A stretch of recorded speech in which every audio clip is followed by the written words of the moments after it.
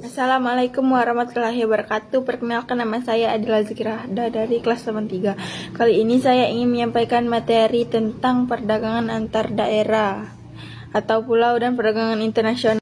Pengertian perdagangan dan perdagangan antar pulau. Perdagangan atau perniagaan merupakan kegiatan tukar-menukar barang atau jasa berdasarkan kesepakatan bersama tanpa ada unsur pemaksaan.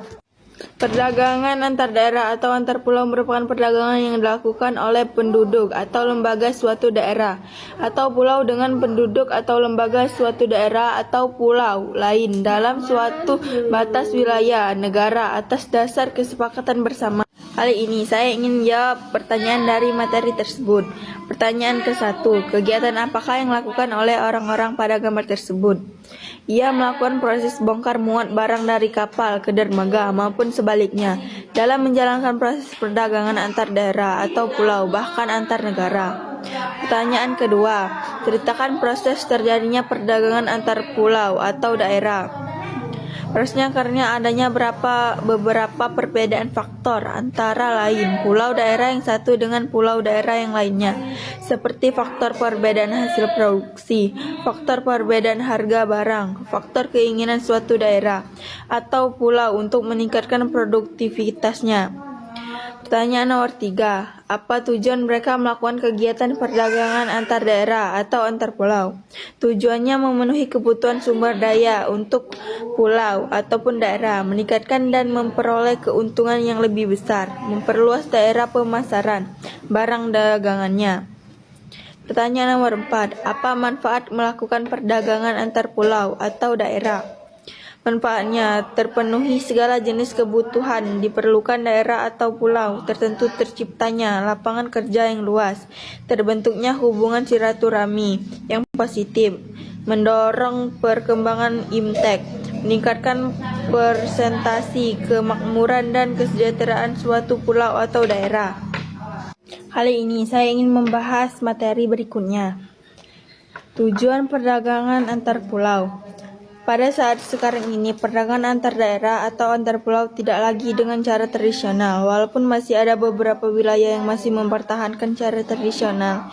Jual beli online telah memudahkan masyarakat untuk melakukan perdagangan lintas daerah, bahkan lintas negara.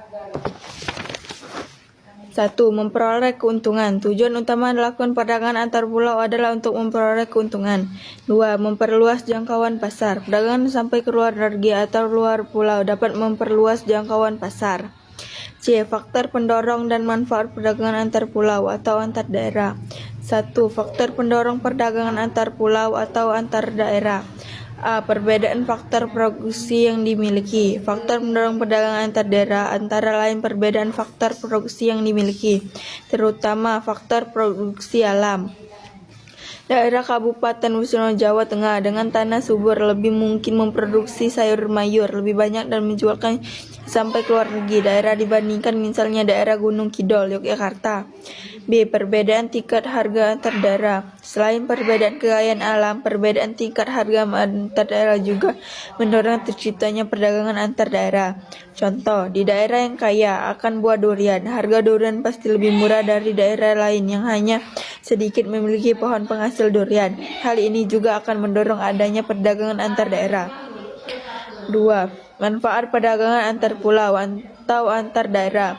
Manfaat dari perdagangan antar pulau atau daerah antara lain adalah A. Menyediakan alternatif alat pemuas kebutuhan bagi konsumen.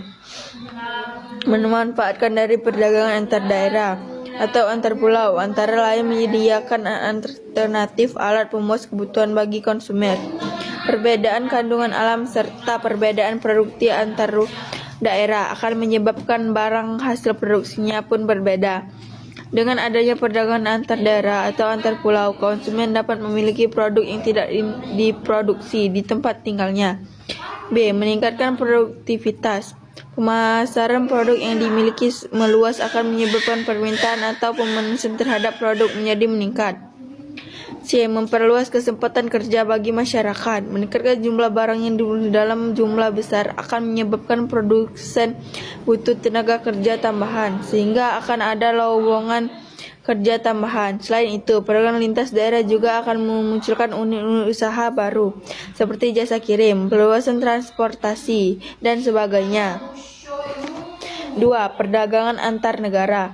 Pada sebelumnya, kalian telah mempelajari perdagangan antar daerah atau antar 2. Perdagangan antar daerah. Bahkan antar negara pun dapat melakukan perdagangan dengan mudah. Perdagangan antar negara yang dimaksud adalah individu atau lembaga dari negara kita yang menjual atau membeli barang dari individu atau badan yang ada di luar negeri. A. Pengertian dan ruang lingkup perdagangan antar negara atau internasional. Perdagangan antar negara atau sering disebut perdagangan internasional merupakan aktivitas perdagangan yang dilakukan oleh masyarakat suatu negara dengan masyarakat negara lain atas dasar kesepakatan bersama. 1. Perpindahan barang dan jasa dari suatu negara ke negara yang lain. 2. Perpindahan modal melalui investasi asing dari luar negeri ke dalam negeri. 3. Perpindahan tenaga kerja dari suatu negara ke negara lain. 4. Perpindahan teknologi dengan mendirikan pabrik-pabrik di negara lain. 5. Menyampaikan informasi tentang kepastian adanya bahan baku dan pangsa pasar.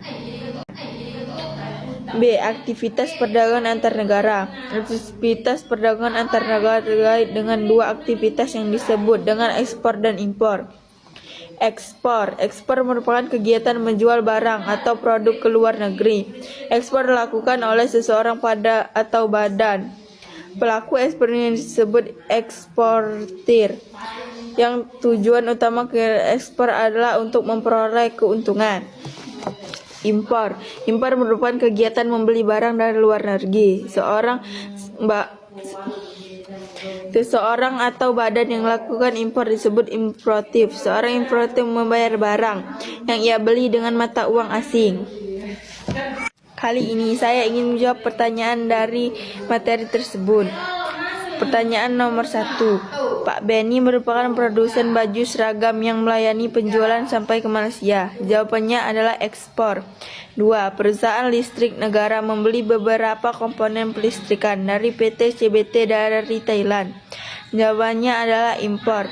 3. Beberapa pengrajin rotan dari Yogyakarta menjual produk mereka sampai ke Amerika, Australia, dan Jerman. Jawabannya adalah impor.